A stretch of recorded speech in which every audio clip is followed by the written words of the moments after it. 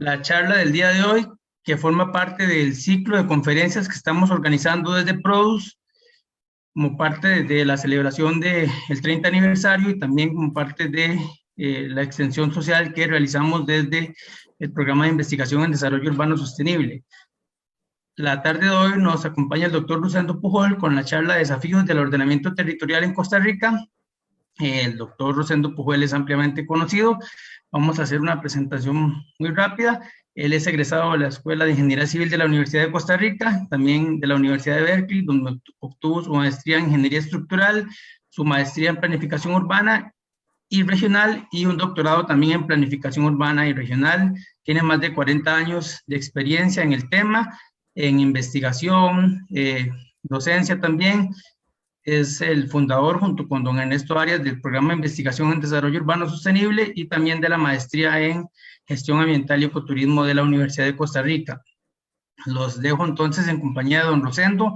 Pueden hacer sus preguntas por medio del chat y al final vamos a estar haciendo una sesión de preguntas y comentarios con don Rosendo. Bueno, muchas gracias, Félix, por la presentación. Esta charla en realidad es una charla que tiene una característica importante. Estamos en medio de una transición gubernamental y con alguna incertidumbre sobre qué es lo que va a hacer el próximo gobierno.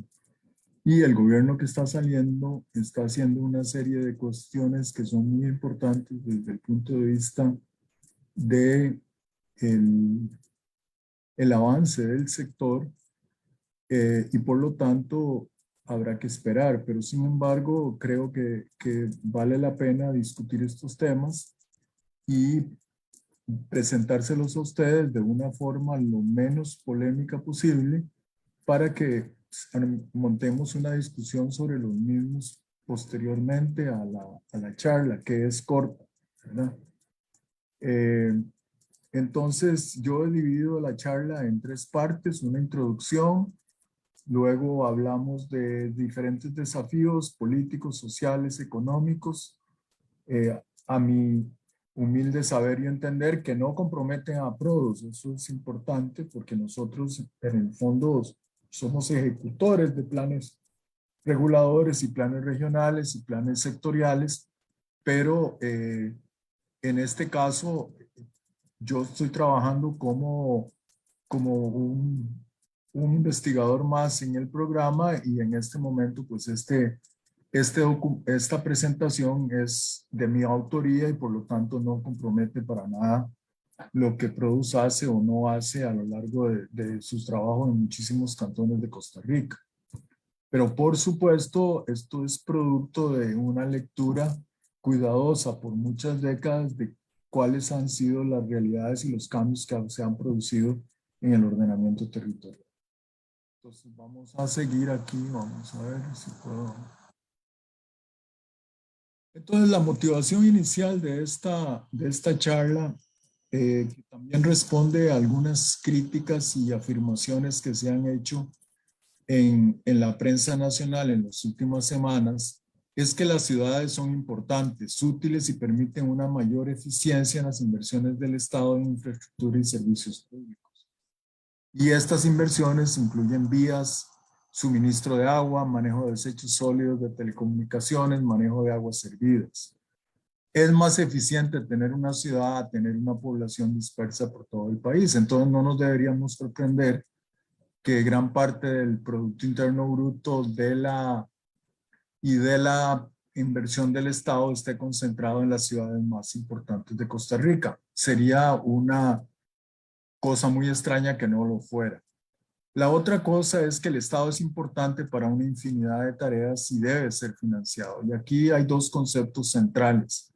El primero es que no podemos llevar al Estado a una pequeñez absoluta como algunos promueven, y que tenemos que tener mucho cuidado a la hora de reducir su tamaño, reducir su influencia y reducir su capacidad. Sobre todo su capacidad y su eficacia, ¿verdad?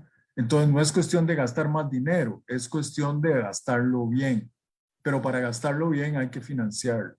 Y entonces, en general, los economistas piensan que es mejor eh, cobrarle al consumo que cobrar a la producción. Y por eso es que es tan interesante la feroz oposición al impuesto a los bienes inmuebles que se planteó en este gobierno como parte del acuerdo con el Fondo Monetario Internacional y que todo el mundo, esos poderosos, están celebrando con copas de champán. Me imagino que ya no se necesita ese impuesto.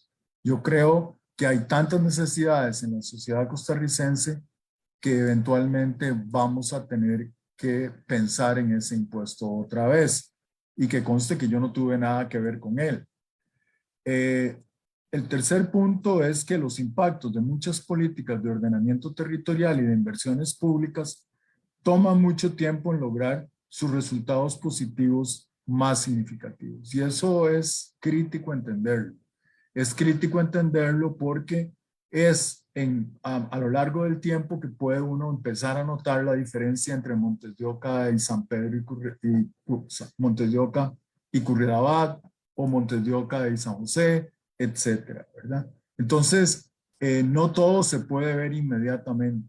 El ordenamiento territorial previene que no haya demasiados desastres inmediatamente, pero su función fundamental es permitirnos a todos nosotros tener una ciudad mejor y una región mejor y un paisaje urbano y rural mejor. Entonces no se nota inmediatamente.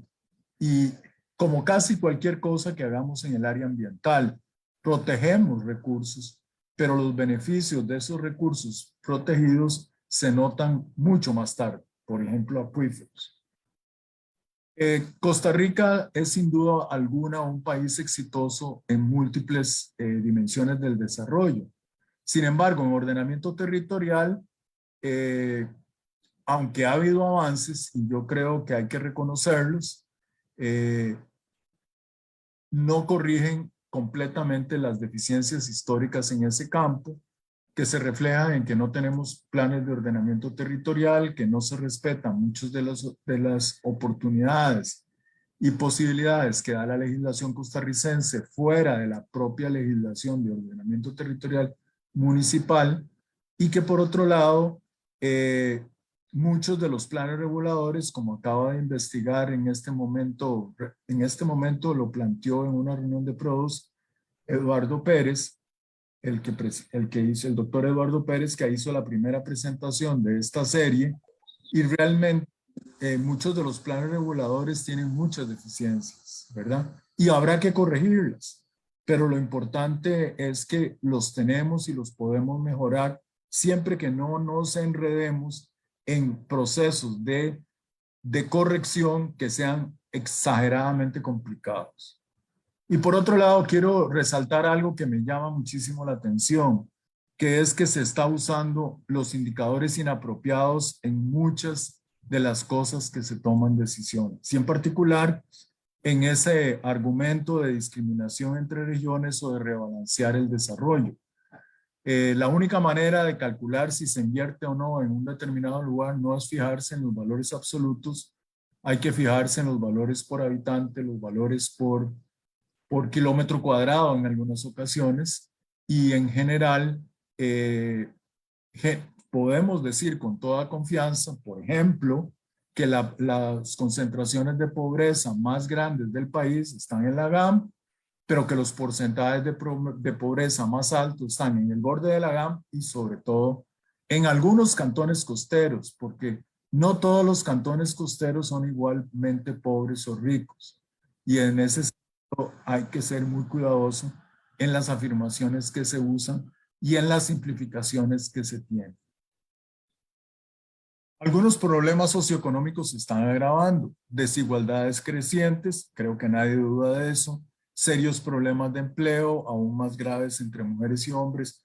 Aquí no hay nada misterioso, solo lo quiero resaltar para decir que realmente no podemos olvidarnos de estas realidades. Inversión social debilitada, especialmente en la construcción de viviendas y escuelas, pero yo diría también de caminos y de puentes.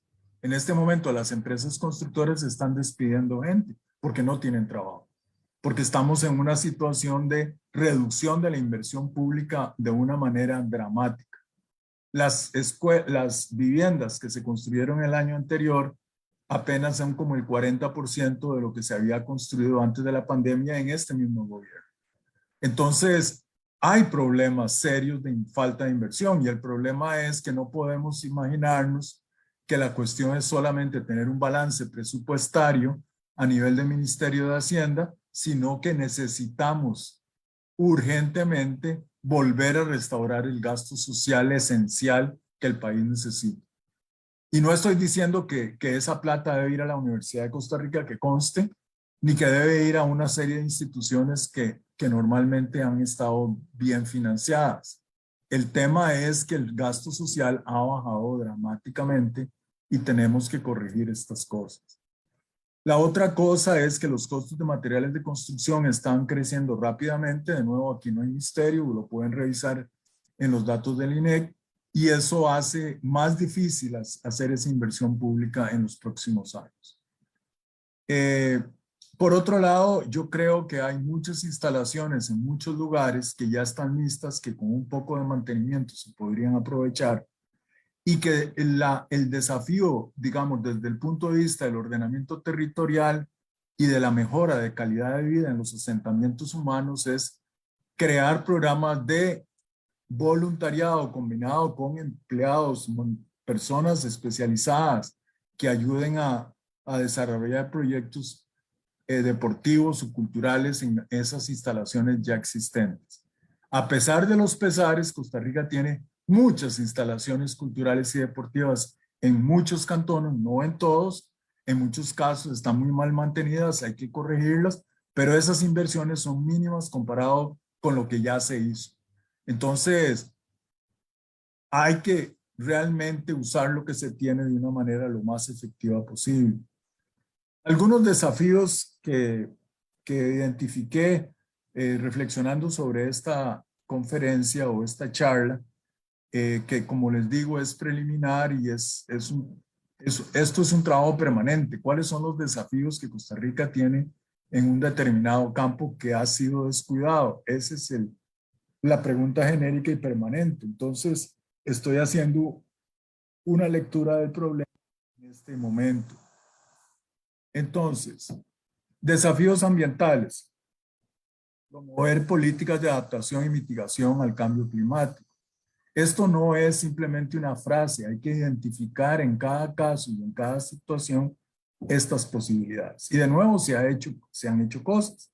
Se está tratando de promover la electrificación del transporte público y algunos vehículos que tienen exenciones de impuestos, pero hay que proteger también los recursos naturales, bosques, biodiversidad, agua superficial y subterránea, océanos y ríos, y ahí podríamos seguir con otros casos. Aumentar la resiliencia de las ciudades, de los sistemas de infraestructura y de las actividades productivas ante eventos extremos.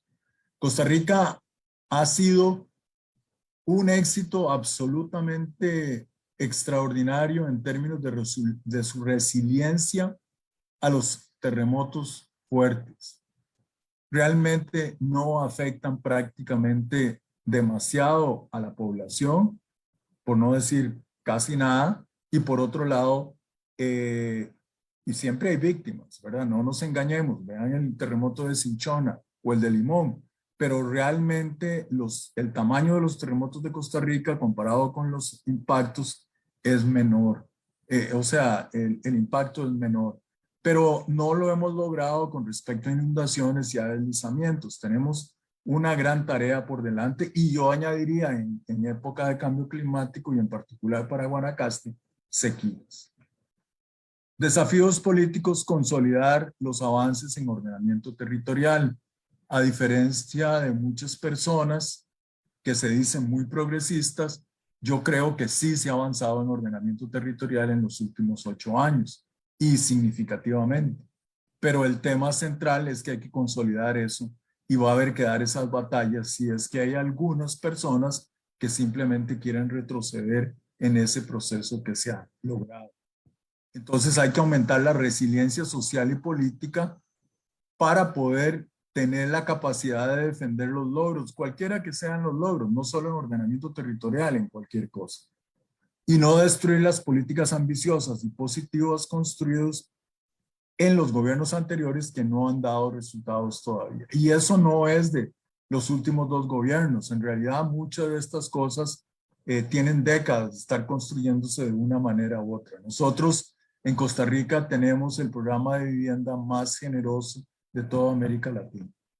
Y yo creo que probablemente de los más eficaces, a pesar de la debilidad con la pandemia que lo obligó a comprimirse dramáticamente. Desafíos económicos, reducir los conflictos entre diferentes usos en el territorio mediante procesos de desarrollo sostenible con participación activa de diferentes grupos sociales, de todos los grupos sociales. Los poderosos por presión política, los poderosos económicamente, los poderosos por necesidades sociales insatisfechas, etc. Ampliar y fortalecer las redes de telecomunicaciones y viales adecuadamente para aumentar la conectividad de la sociedad costarricense. Eso sí, urgente. Hemos avanzado. Estábamos mucho peor, en particular en el sistema vial, cuando no existía la costanera y cuando no existía la vía 4. Todavía en el norte, todavía falta mucho que hacer, pero lo más importante es que las ciudades intermedias de este país y las regiones periféricas de este país tengan capacidad de comerciar entre ellas sin necesidad de pasar por la GAM. Y eso es desarrollo regional de verdad. Y un profesional hoy en La Nación planteaba que se necesitan dos provincias más, la del norte de Costa Rica, que incluiría gran parte de los cantones de Alajuela en las llanuras del norte y Sarapiquí, etcétera, que esa es una propuesta bastante vieja, pero yo creo que yo la apoyo 100% y es una gran posibilidad de que tengamos una unidad de desarrollo inteligente en ese lugar y no que tratemos de meter a Sarapiquí en Heredia y a distritos de la ciudad de Alajuela que están en el norte, etc. Proteger los recursos ambientales como el agua, los suelos fértiles, el aire, esenciales para las actividades económicas y su crecimiento, y yo añadiría para la calidad de vida de los ciudadanos. Desafíos sociales, disminuir las desigualdades en el acceso a diferentes bienes públicos y a las posibilidades de construir vidas productivas y satisfactorias. Eso es crítico. Tenemos que mejorar la igualdad de oportunidades en este país dramáticamente. Y en ese sentido, específicamente hay que suministrar apoyo para la obtención de vivienda a los grupos de menores ingresos y a la clase media. Eso requiere de muchas cosas, pero definitivamente requiere más financiamiento. Y no va a ser resuelto con financiamiento privado nacional o extranjero, como se dijo en campaña.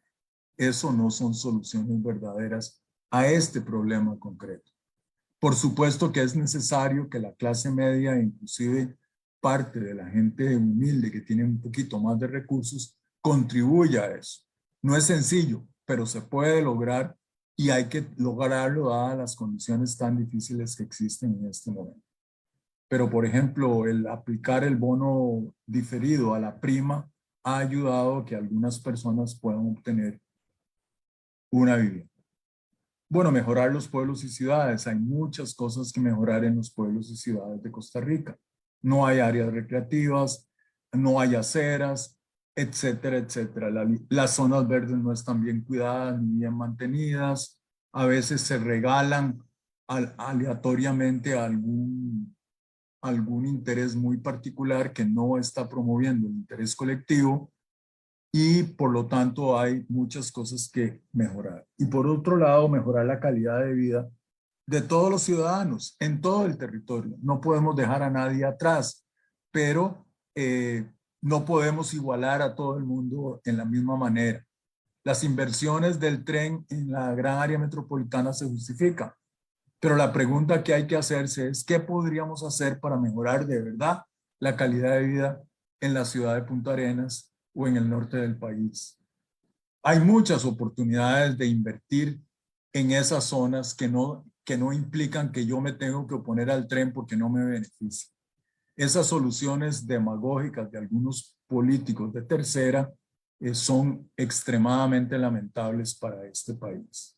Entonces, cada región, cada cantón, cada distrito debe definir bien cuáles son sus potenciales, cuáles son sus necesidades de apoyo del Estado y tratar de hacerlo. Y de hecho, en el cantón de Montes de Oca, por ejemplo, ya se están haciendo procesos participativos con colaboración de la gente, ¿verdad? No sé qué tan buenos resulten, pero es un paso adelante que hay que promover.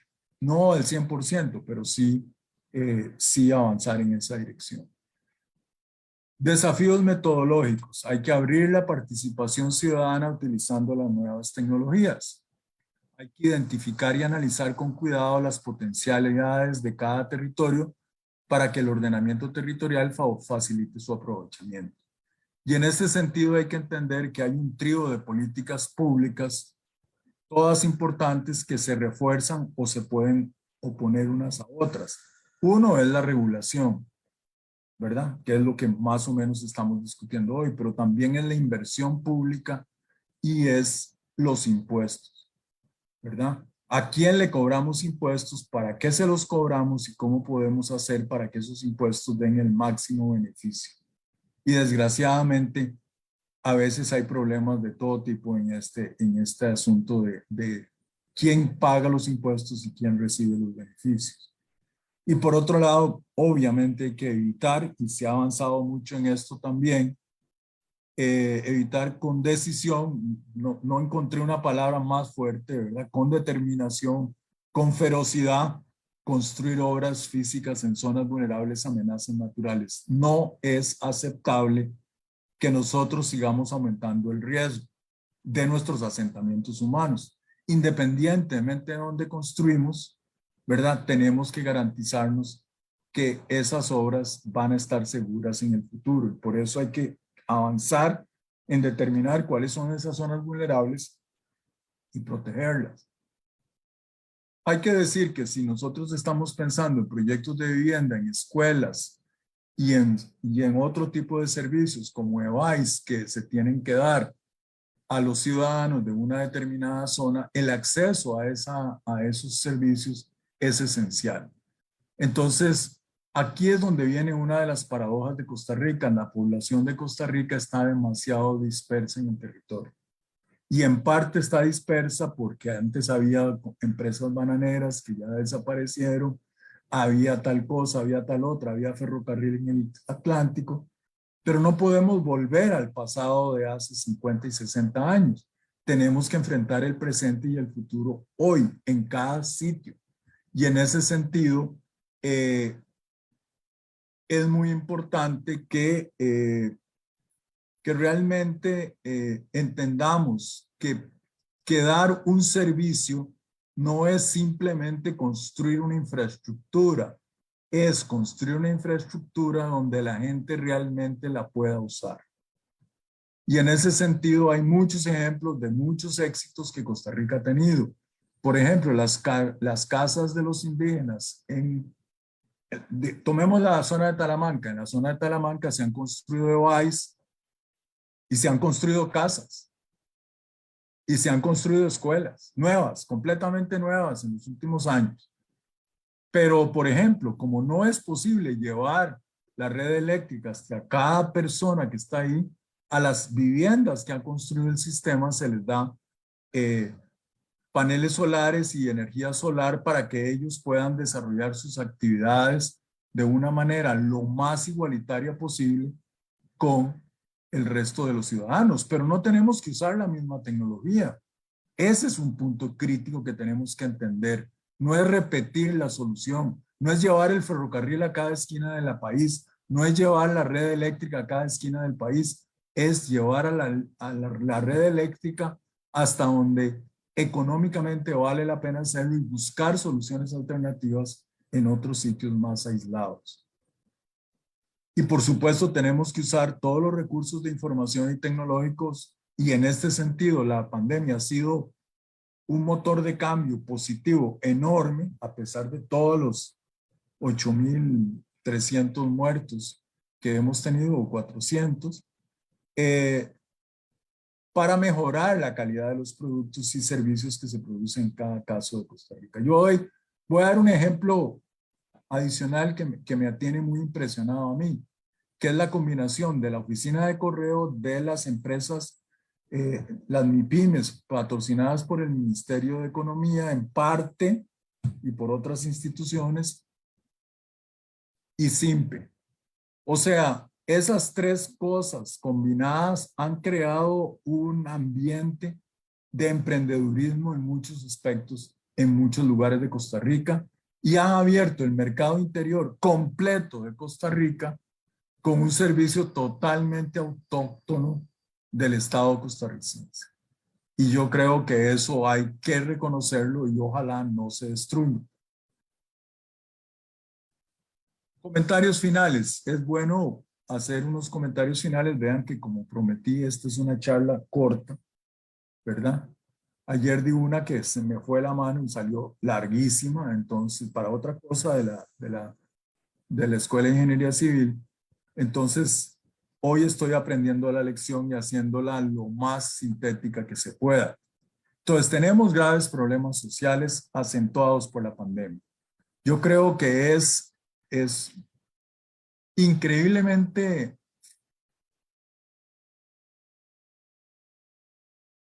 naive, voy a usar la palabra francesa que usan los americanos, es extremadamente tonto imaginarse que la pandemia no fue importante. La pandemia fue el evento más importante de enfermedad colectiva que hemos tenido en 100 años. Y Costa Rica tuvo otras pandemias, ¿verdad? El cólera en 1856, tuvo fiebre porcina en otras épocas, que por cierto están documentadas por una historiadora de la Universidad de Costa Rica, pero el tema central es que esta pandemia fue dramáticamente dura y obligó a hacer cosas completamente diferentes. Y eso no es cuestión de reconocerle a nadie ni de atacar a nadie, porque casi cualquier reconocimiento en este momento está combinado con casi un cuasi odio de ciertas personas, un poco extrañas, yo diría. Pero básicamente eso planteó una crisis económica que ahora en este momento estamos, yo diría, ya saliendo. Y eso definitivamente, la visitación de turistas es una buena señal, pero todavía estamos en los niveles de turismo llegando a Costa Rica de hace 5 y 6 años. Entonces, la reactivación económica total del país no va a ocurrir hasta que el turismo se recupere, y me temo que va a ser la próxima época pico, ¿verdad? Que es a finales de noviembre y hasta mayo, porque en esta no se va a lograr. Tenemos un problema de desempleo, por lo tanto, tenemos un problema acentuado de escasez de vivienda, especialmente para los jóvenes y la gente más humilde. Y quiero decir algo, las necesidades de vivienda la mitad están en la GAM, y sin embargo en la GAM el Estado solo construye 16% de todos sus bonos de vivienda. Eso para los que creen que la GAM es la que recibe todos los privilegios y todas las inversiones públicas, etc. Y eso ha estado pasando por lo menos por 12 años y más. Entonces, hay que probar cuando uno dice que tal región del país está totalmente abandonada. ¿Abandonada en qué? ¿Por qué? ¿En qué condiciones? Etcétera. Los eslogans no nos ayudan a avanzar. Degradación ambiental creciente justificada por el desempleo y la reactivación económica promovida por muchas fuerzas políticas de la futura Asamblea Legislativa. No voy a hablar de esta porque ya está terminando y no vale la pena. Mi incertidumbre y mi temor es la que viene. La crisis económica generada por la pandemia redujo el gasto social en muchas categorías, como expliqué. Esto necesita corrección. El balance presupuestario que tenemos no nos alcanza para entrarle a esta enorme dificultad. Y yo creo que por más que el presidente diga que no quiere poner más impuestos, muchas de estas cosas, a menos de que haya un crecimiento económico enorme, tienen que requerir más impuestos a los ricos, a los poderosos, a las casas de lujo, que fue el ejemplo que mencioné hace unos minutos. Entonces, eso hay que decirlo. Por eso es que digo que esto es la posición mía, no es la posición de Produce. Y yo no creo que haya que aumentarle mucho más el presupuesto a la universidad, ni que tenemos que brincarnos la regla fiscal, ni nada por el estilo. Yo quiero dejar eso bien claro para separar problemas. A mí me preocupa el gasto social en la gente más humilde de este país y en las escuelas más abandonadas de este país. Entonces, la parálisis en la aprobación de los planes reguladores de calidad a partir de 2006 no se puede repetir. Nosotros no podemos tener por completo una parálisis en la aprobación de proyectos. No aprobar planes es peor que los nuevos tengan defectos corregibles, que los han tenido. Y no voy a meterme en ese detalle a menos de que ustedes me pregunten. Se avanzó muchísimo en los últimos años en mejorar los procesos, precisión y aprobación de planes reguladores, pero todavía faltan aprobaciones políticas críticas para consolidar el gran esfuerzo de recursos humanos y de coordinación entre diferentes instituciones y de fortalecimiento. Es necesario continuar con la política de que los planes reguladores se pueden cambiar, modernizar, corregir parcialmente para ajustarlos a nuevas realidades y conocimientos sin volver a repetir todo el proceso de los índices de fragilidad ambiental. Tenemos que modernizar, tenemos que saber lo que hemos logrado y ver en qué sentido tenemos que cambiar las cosas. Y finalmente, los procesos regulatorios deben servirse del conocimiento existente en un proceso interdisciplinario para satisfacer las necesidades de desarrollo humano de los habitantes de su territorio. Deben servir para facilitar los procesos de producción y sobre todo de la calidad de vida de todos los costarricenses. Es inaceptable que algunos crean que el éxito institucional está relacionado al status quo institucional. Dejar todo igual, porque todo es un retroceso ambiental, o el trabajo de los consultores, que me temo que a veces es la verdadera motivación. Entonces, nosotros debemos pedir análisis que sean útiles para el ordenamiento territorial y que el ordenamiento territorial tenga las herramientas para poder afectar esas variables y esas vulnerabilidades que tiene cualquier proyecto que nosotros hagamos. Y hay que reconocer además, y esto es muy importante, que cualquier proceso participativo de verdad, no simplemente de apariencias, requiere más tiempo para llevarse a cabo, requiere más costos y requiere mucha más reflexión.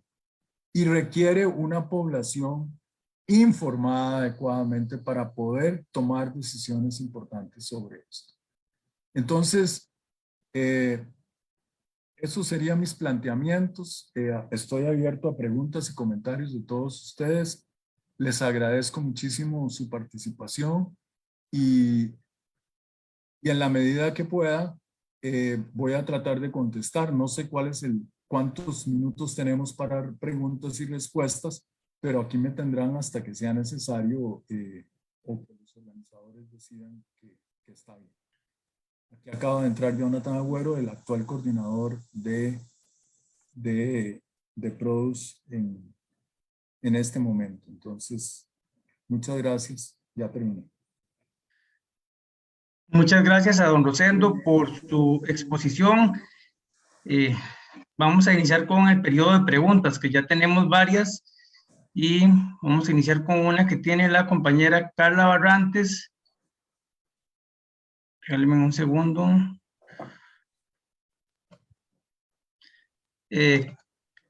Carla, ya le abrí el micrófono. Por favor, si puedes hacernos la consulta. Hola, ¿me escuchan? Sí, la escuchamos muy bien. Ah, bueno, disculpe, es que estoy sin cámara. Muchas gracias, don Rosendo, por su charla.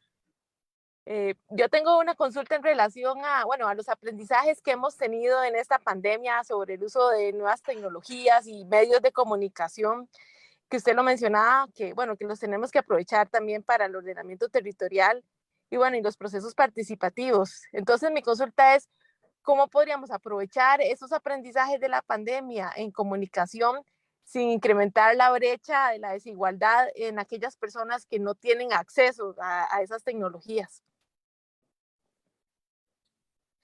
Eh, es un desafío, pero yo pienso que la única forma es ampliar la educación sobre estas tecnologías a la gente más joven y en todos los niveles. Yo me he sorprendido muchas veces sobre la capacidad de administrar o de usar la tecnología que tiene la gente más humilde de este país. El problema, creo yo, en mi opinión, no es que ellos no sepan usar la tecnología, es que nosotros parcialmente no sabemos cómo motivarlos a que la usen en las cosas que nosotros consideramos que son importantes. ¿Verdad? Estamos compitiendo ferozmente con gente con mucho dinero, con mucha influencia, con mucho poder, que realmente trata de manipular a la gente. Y yo quiero recordar algo que se ha dicho en campaña electoral que a mí personalmente me preocupa enormemente. Hay gente, por ejemplo, alguno de los Barahona, que dice que los referéndums son un gran progreso de democracia participativa. Mi experiencia en muchos países, empezando por el Brexit en Inglaterra o por la Proposición 13 en California, que es uno de los antecesores de esta técnica, es que muchas veces en esos referéndums, en mi opinión, ganan los malos. Y el problema entonces es que no necesariamente una nueva tecnología o una nueva ampliación democrática va a garantizar nada. Es una batalla que hay que dar. Pero lo que estoy claro es que, por ejemplo, en este momento tenemos a 72 personas en este foro y según leo, ¿verdad? Y no sé cuántos son amigos y cuántos son realmente personas interesadas, más allá de nuestros amigos, pero el tema central es que nunca hubiéramos conseguido 72 personas en ningún evento en la Universidad de Costa Rica sobre un tema como este. Se los puedo garantizar. Yo conseguí muchas veces 3 y 4 personas, ¿verdad? No lo digo con orgullo, simplemente lo digo con realismo, ¿verdad? Y cambié la forma de discutir ordenamiento territorial porque ya era muy personal, 3 personas, son 3 personas. Había que darles la charla y había que aprovechar el hecho de que fuéramos tan poco, pero en realidad yo creo que tenemos mucho trabajo por delante, o sea, lo que hay es una apertura de posibilidades, no hay una garantía de éxito. Gracias. Alejandro Porras nos consulta, ¿cómo se puede aproximar un mejoramiento en el caso de asentamientos urbanos informales ya existentes con el fin de mejorar sus condiciones? Bueno, ahí yo diría que hay dos avances importantes en los últimos 2 años que quisiera resaltar. Desde el punto de vista de Produce, las propuestas que hicimos para barrios informales, en mucho desarrollados por Cindy en el equipo nuestro,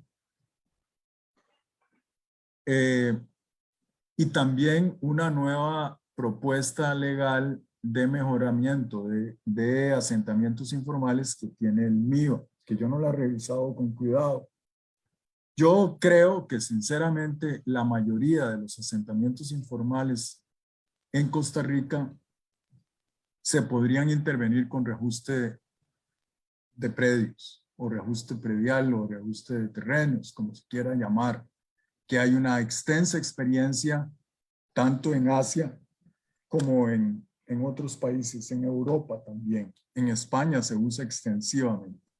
Entonces, básicamente es agarrar un barrio y redefinirlo de muchas maneras. Nosotros académicamente hicimos ese ejercicio en la Carpio y, y hay oportunidades de seguir haciéndolo en muchos lugares. Entonces, El problema de los asentamientos informales obviamente es que no tienen ni calles ni infraestructura adecuadamente diseñada. Y eso implica dos posibilidades.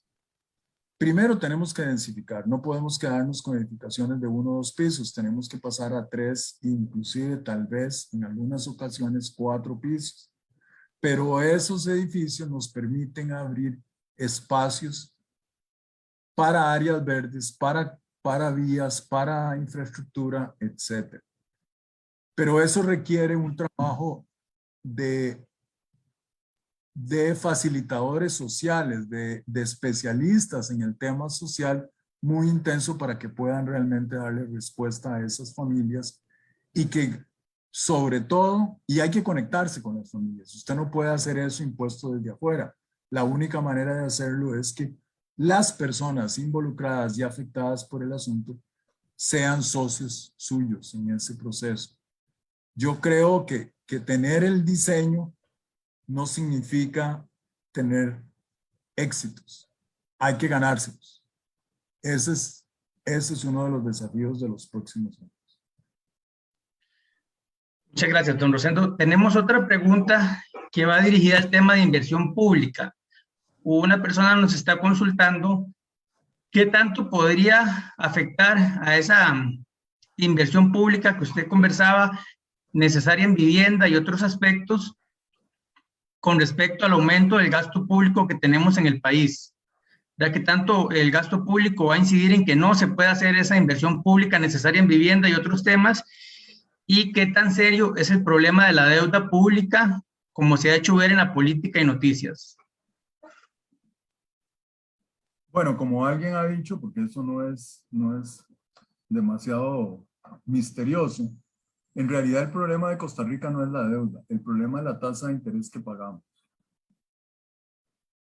O sea, Japón paga tasas de interés que son 10 veces más pequeñas que las de Costa Rica, y Europa paga tasas de interés 3 y 4 veces menores a las nuestras.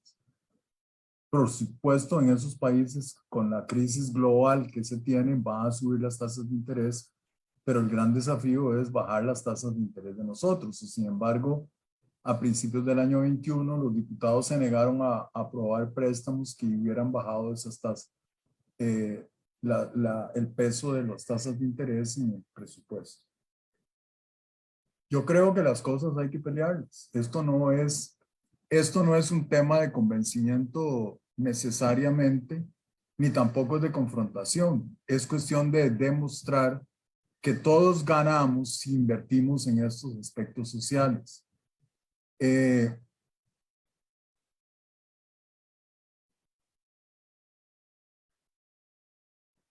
No voy a defender el gasto público, ni mucho menos. Yo creo que hay muchas cosas en el gasto público que se pueden reducir, pero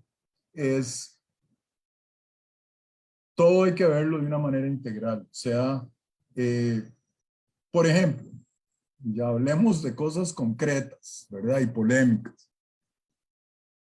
El señor presidente electo dijo en campaña que la gran culpa del problema del Estado costarricense eran los altos jerarcas, que todos los funcionarios públicos eran santas palomas, pero que los jerarcas eran desastrosos. Bueno, por experiencia propia, yo les puedo asegurar que eso no es cierto, que es una falsedad. Bien, eso es. Podemos tener desacuerdos con él, pero él ahora se va a enfrentar a todos esos cuadros medios y a todos esos funcionarios públicos. Reducir el aparato de Estado rápidamente de todos los funcionarios que realmente no se necesitan y que yo tengo evidencia en algún mínimo sector de que no se necesitan, no es un proceso fácil, porque además hay derechos adquiridos, hay necesidades a cubrir, etcétera. Pero nosotros no podemos dar empleo como una solución a problemas sociales. Eso no es funcional. Y tampoco es funcional que las municipalidades crezcan sus presupuestos, en particular los salarios de los jerarcas, sin control. No es funcional. Entonces, obviamente hay algunas cosas que se pueden hacer, pero no son cosas rápidas y fáciles. Adelante.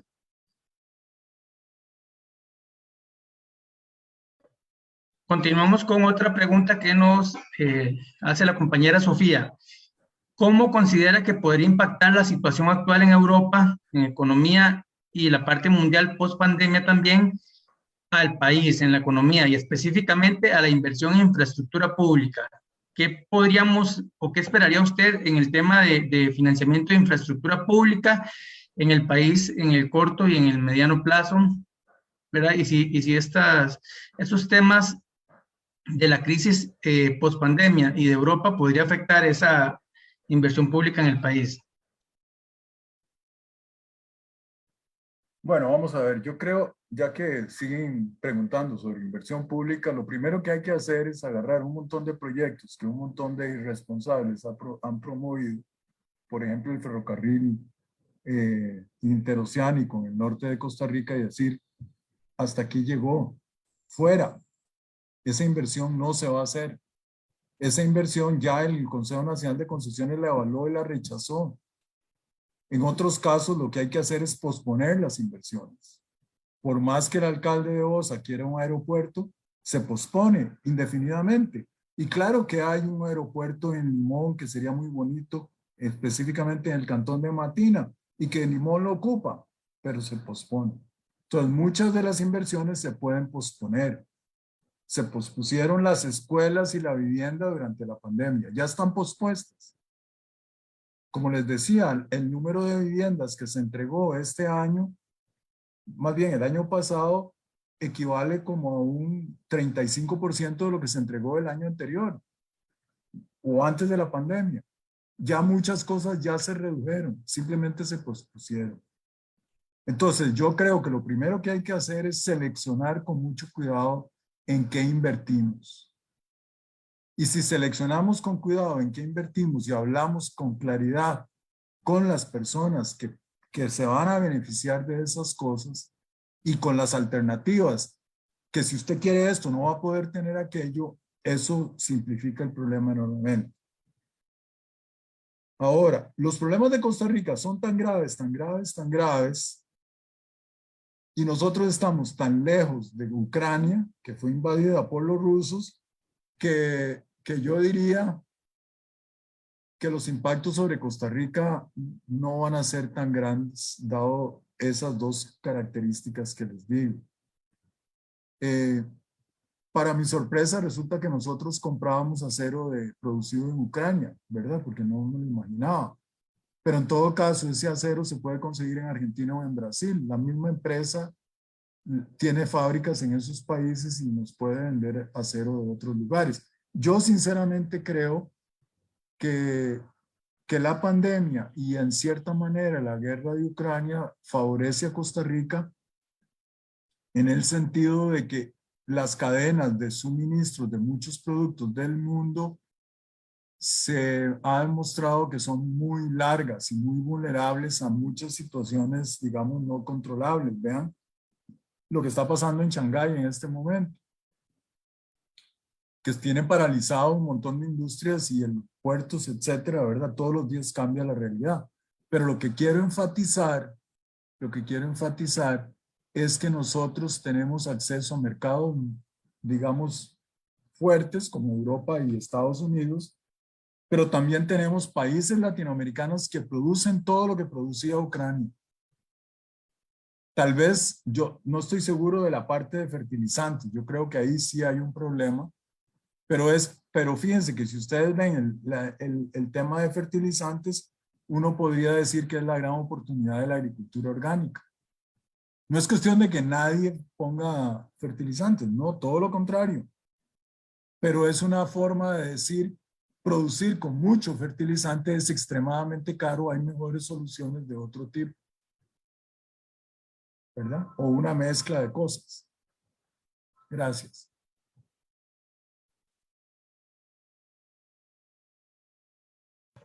La siguiente pregunta también va un poco en la línea de inversión, pero esta vez por inversión en viviendas de bien social. El panelista, el compañero Marco Antonio Campos nos dice que el país viene presentando una reducción en el tema de inversión en viviendas, que cómo evalúa usted ese tema, que si prevé que se podría reducir esa pérdida de, ¿verdad?, de vivienda de interés social que se está produciendo, o si es más bien un tema político que se ha dejado de lado la producción de vivienda de interés social, o cómo se podría resolver este problema a nivel nacional.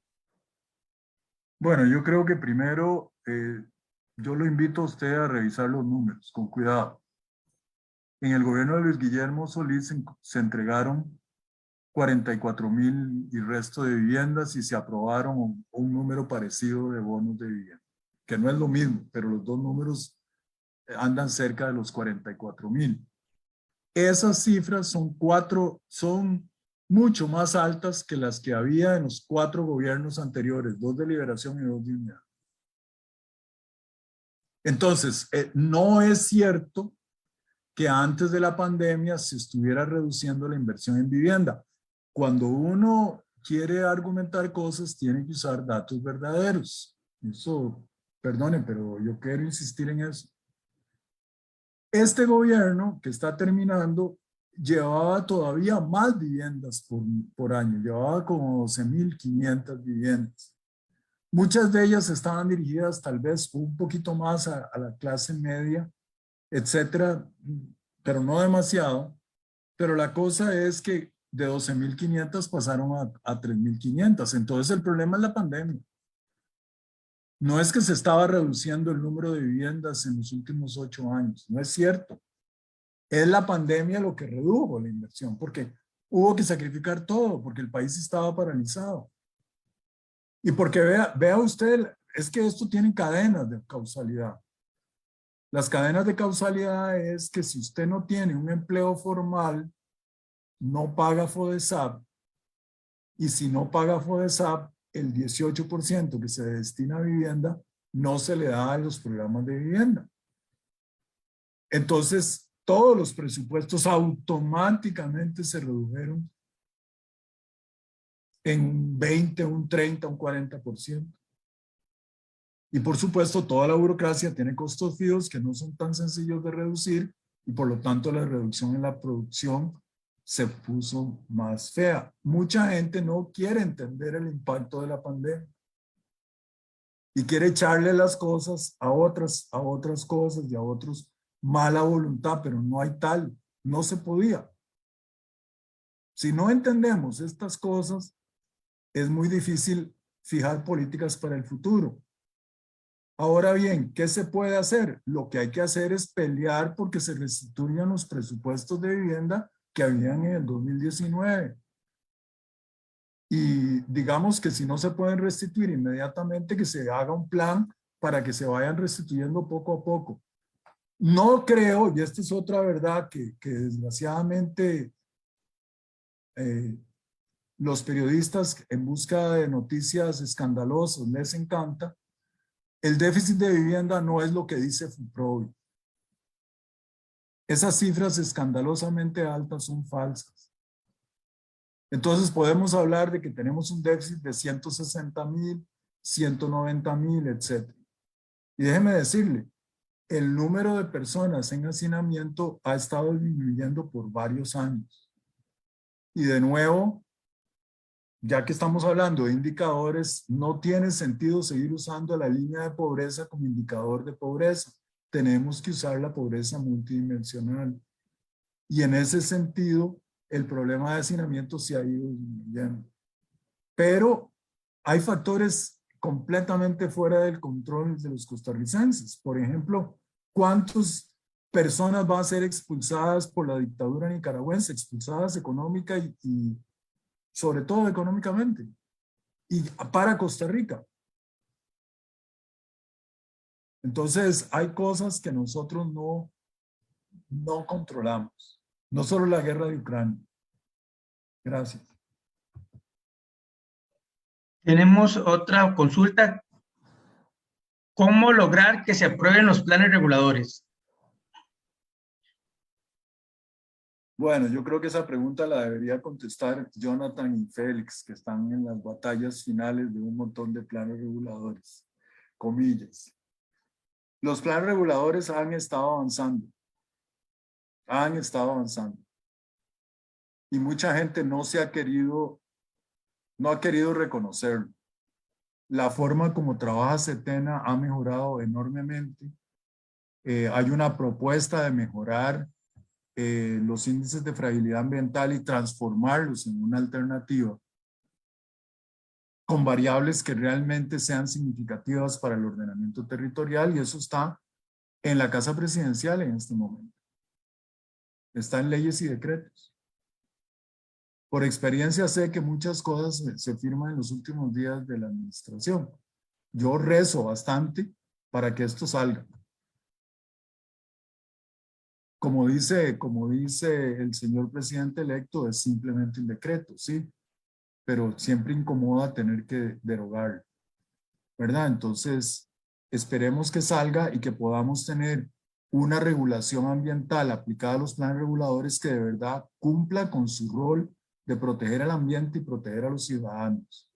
Los planes reguladores son eficientes, pero déjenme decirles, resulta que en la zona sur nosotros hicimos 4 planes reguladores como PRODUS y las municipalidades correspondientes los echaron a la basura, por no decir otras cosas peores. Los planes están ahí, obviamente se han desactualizado. Ahora esas municipalidades están tratando de volver a hacerlos. Y lo mismo podría decir yo de Pocosí, que yo creo que ya ha avanzado.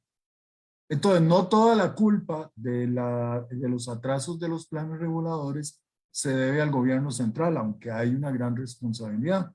Mucho de eso es que las municipalidades no han mostrado interés, porque el problema de los planes reguladores es que disminuye la discrecionalidad de los poderosos locales.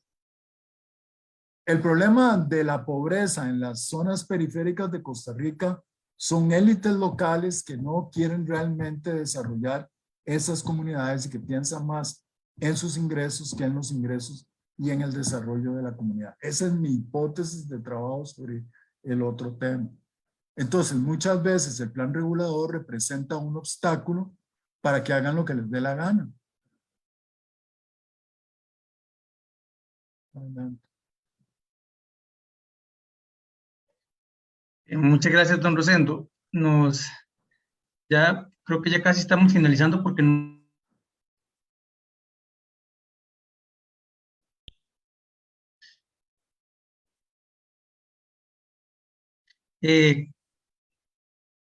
la compañera, no, Gabriel, creo que es el que nos está consultando si hay medidas correctivas para todos los principales retos que usted ha estado comentándonos, ¿verdad? Como cuáles serían las prioridades o los principales lineamientos para zafar esos nudos que tienen el ordenamiento territorial en el país.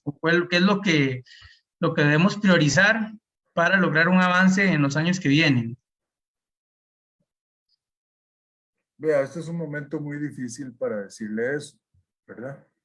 Y obviamente no sabemos quién va a ser el ministro de Vivienda o la ministra, no sabemos qué políticas va a tener, pero yo le voy a dar una regla de oro para estas cosas. Si usted considera que hay alguna cosa positiva en lo que Costa Rica ha logrado hoy al 2022, no importa quién lo logró, defiéndala. Este no es un momento para andar pidiendo grandes transformaciones y grandes cambios hacia adelante. Esto es un momento para defender lo logrado. El compañero ¿Qué es lo que quiere defender? nos está hablando específicamente, dice que el anillo de contención urbana, si se puede referir a ese tema específico. Bueno, yo no hablé del anillo de contención urbana, pero eso es una historia larguísima. En un momento determinado, el anillo fue levantado y se le puso un salacuartazo, pero en esos días que estuvo levantado, se pusieron un montón de urbanizaciones en Escazú y en Santo Domingo. Entonces, obviamente, hay muchos intereses económicos que quisieran que fuera destruido. Pero el tema es que el anillo de contención ya ha sido irrespetado por todas las clases sociales desde hace muchos años. y que cuando uno hace planes reguladores, en particular en el caso de Goicoechea, que hemos hecho el último, o Santana, que se hicieron revisiones recientes, y también un poco antes Alajuela, y estoy hablando de la experiencia de Product, no de otros grupos consultores. En realidad, el cinturón de contención inevitablemente hay que ampliarlo, ¿verdad? No queda más remedio. Pero hay una regla de oro que el INVUI respetó cuando hizo el plan de ordenamiento territorial, el famoso POT. Ya no me acuerdo en qué periodo, pero yo creo que debió haber sido después de que se dieran los datos, los resultados del programa, ¿verdad? Eso debió haber sido en el gobierno de Laura Chinchilla. Y ellos empezaron por construir carreteras en todo el borde de la gama. Si usted quiere que se respete el anillo de contención, reduzca el número de vías cerca del anillo de contención dentro y fuera. Si no, esas carreteras van a estimular el crecimiento de viviendas y de otras actividades porque van a hacer esas zonas más accesibles, ¿verdad? Entonces, el problema no es si lo queremos respetar o no lo queremos respetar. El problema es si queremos aplicar el sentido común que viene del conocimiento de planificación urbana, que el INVU dice que es una ciencia, ¿verdad? Para poder lograr nuestros objetivos. Entonces, el problema en Costa Rica no es necesariamente los objetivos. Por lo menos de la boca para afuera, todo el mundo está de acuerdo con muchos objetivos. El problema es que para lograr esos objetivos hay que usar técnicas específicas de mejoramiento. Si usted quiere preservar zonas de tierra para vivienda popular, usted tiene que declarar esas zonas de alguna manera u otra zonas de vivienda popular. Es una triste conclusión, pero la lección del Cantón de Montes de Oca nos enseñó eso. Y por lo tanto, usted tiene que ver cómo hace para que esas zonas que los pobres de hace muchos años ocuparon, porque aquí estamos hablando de décadas, en casi todos estos problemas, esas personas reajusten esos lotes y esas tomas de tierra de una manera hacia adelante, hacia el futuro, hacia una mejor calidad de vida. Pero el tema central no es el objetivo, necesariamente. El tema central es cuáles son las herramientas efectivas para lograr eso. Gracias. Don Carlos Alvarado, que es un colega que trabaja en la Academia en temas de ordenamiento territorial en Panamá, también que está siguiendo la conferencia, le mando un saludo a don Rosendo y dice que le gusta mucho el tema que se está tratando porque en Panamá dice que comparte mucho los problemas y oportunidades que está usted comentándonos el día de hoy y que es un caso que le llama mucho la atención como aprendizaje de todo lo que podemos compartir entre los países, ¿verdad? Entonces, queremos transmitir ese mensaje.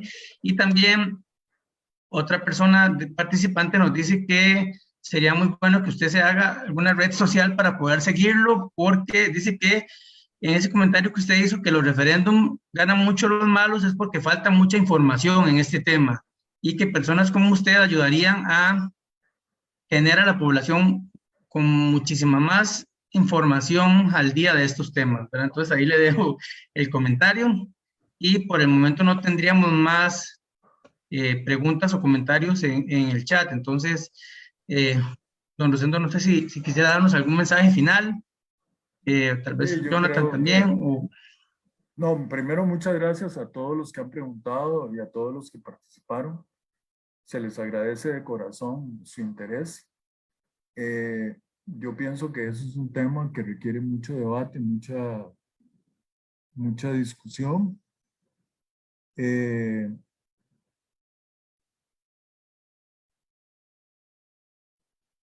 Yo fui ministro por 4 años y una de las primeras cosas que dije es que yo no estaba en redes sociales y el entrevistador se rió de mí.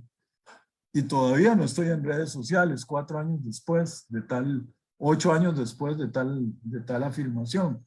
Entonces, en ese sentido ya es como un poco tarde para cambiar de posición, pero nunca se sabe, uno se va transformando a medida que pasan los años y haciéndose joven tecnológicamente. Entonces, ya y nunca se sabe, depende de las circunstancias, yo creo. En cierta manera, yo pienso que está bien la anticipación que hay en el país sobre lo que va a pasar, pero todos nosotros deberíamos estar listos para defender lo que ha sido éxitos de la sociedad costarricense.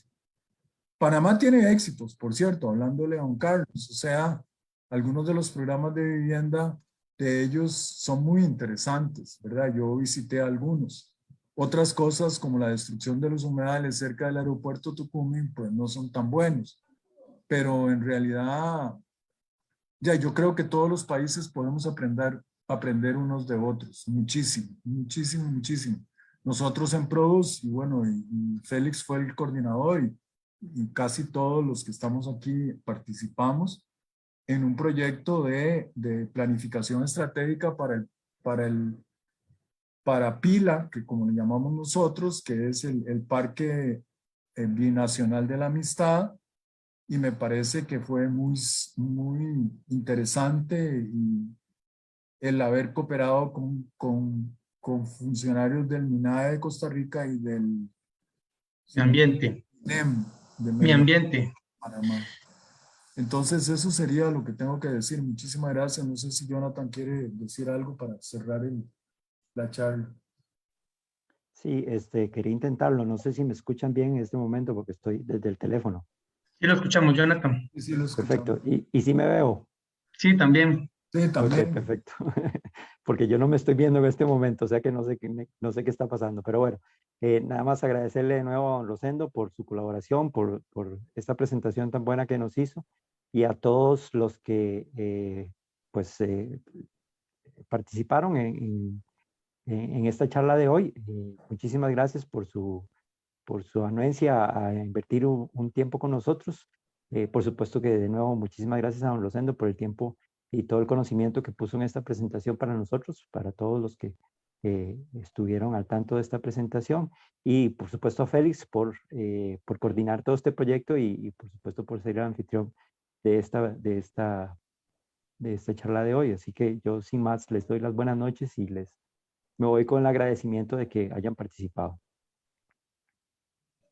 Sí, yo quisiera decir que el próximo mes hay otra, ¿verdad? De otro tipo, no sé quién le toca. Sí, vamos a estar anunciándolo por el Facebook de Produce y por los medios oficiales de la universidad también. Vamos a continuar, como dice don Rosendo, con una charla mensual de temas que trabajamos en Produce y que tienen que ver con ordenamiento, planificación territorial. Muchísimas gracias por la participación y muchas gracias a don Rosendo por la charla, ¿verdad? Y por todos esos puntos polémicos que creo que es parte de lo importante de este tipo de eventos. Y bueno, vamos a ver qué pasa si don Rosendo se abre alguna red social en el mediano plazo. Los dejamos con esa inquietud. Que pasen muy buenas noches.